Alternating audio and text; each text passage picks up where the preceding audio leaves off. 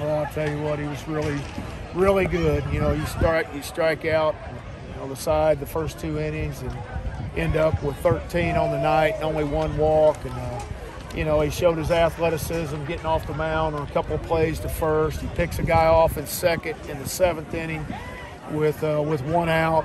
That's pretty special night for him. Of course, when you have Landon Harper there in the back end of the game to come in and get those last 3 outs, makes it nice as well.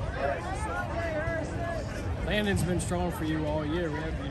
Just tell me about him coming in from Pearl River and what he's been able to provide. You know, I just think the guy lives for that moment. You know, he loves it when the game's on the line. And I don't know how many inherited runners that he's had this year that he's come in the game, but he's given up very, very few. It's like 24, and he's only given up 4. So he's a strike thrower that comes in and just doesn't give the opposition much room to breathe, in all honesty.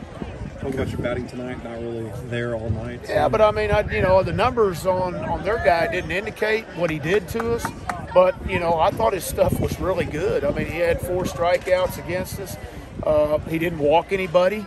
You know, I thought he really pounded his zone. He had a good slider to back it up, but, you know, 1 run won this game, and it was because of a shutout, in all honesty. But, you know, you got to credit our guys with Dickerson with the double. Ewing moves him over on a 4-3, and then Sarge, you know, with the sac fly and a great slide by Dickerson at the plate to plate the only run that was needed to win this one.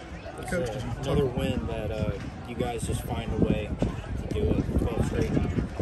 Yeah, I mean, you know, we talk a lot about steady wins the race and coming out and being consistent and, you know, being grateful for your abilities and don't take them for granted. And when the game's over, you've left everything out there, and I really feel like that's what those guys do every night they come out and play. Coach, talk a little bit about how big it was for Tanner to cover 8 and kind of keep your bullpen clean tonight.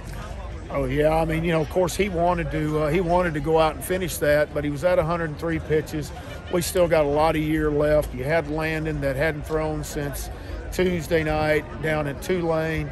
You know, we had double midweek, so we used a lot of guys. So it was really important that he cover what he did there in those 8 innings and like you said, keep everybody fresh for the next 2 games. Coach, over the years, if you got a sinker baller you can compare to Tanner, is he about as good as you've had? You know, I mean, he throws from a different arm angle than Sandlin, but there's a lot of the same action. You know, it gets under the barrel. You know, nobody can really ever get it in the air, and that was the same way with Nick. But like I said, it's a different action, but they're very similar in the way they attack, the way they work quickly, they throw strikes. You know, everything about them matches up and really mirrors one another. What about off the field? Are they the same type, or is Tanner kind of his own guy in that sense? I think they're pretty much the same. I mean, they're, you know, obviously great teammates, and they like to joke around. And you know, I think one thing that both of them always did, they were encouragers to other guys. You know, it wasn't about them. As good as they were, as good as Sandlin was, as good as Kirk McCarty was, and you know, makes his debut tomorrow in the big leagues. You know, those guys were very humble guys, just like Tanner, and they really pull and push their teammates to be great too. Coach, you got any status on Wilkes?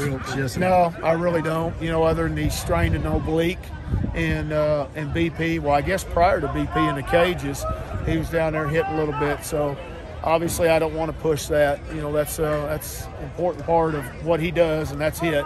And so we're not going to push that. There's no idea on a time frame. I really don't. No, I really don't. You mentioned Kirk. To see him make that jump, I mean, it's a big deal. You know. I mean, that's what every kid lives for. You know, and to pay your dues like he did, and along the way, and through the minor league system, there's a lot of really good players out there in professional baseball that warrant the opportunity that never get that opportunity. And you know, a lot of that is breaks, and he's paid his dues. He stayed the course. I mean, and he's won the race right now. So for him to open up and debut in Yankee Stadium, man, that's historic. You know, I couldn't be more proud of that young man and the determination that he's had and the hard work that he's put in to get where he is right now.